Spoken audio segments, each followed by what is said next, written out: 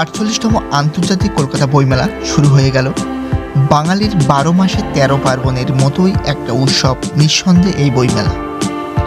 এটি বিশ্বের তৃতীয় বৃহত্তম বার্ষিক বইমেলার সমাহার। এবারের বইমেলায় সর্বাধিক প্রকাশক থাকছে।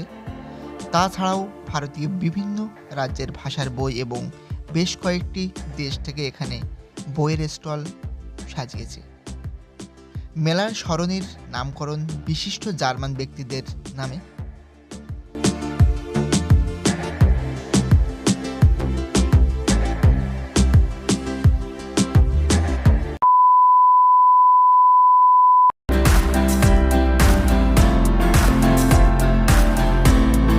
নতুন বছরের শুরুতে বইপ্রেমীদের জন্য শুরু হয়ে গেল কলকাতা আন্তর্জাতিক বইমেলা। প্রতি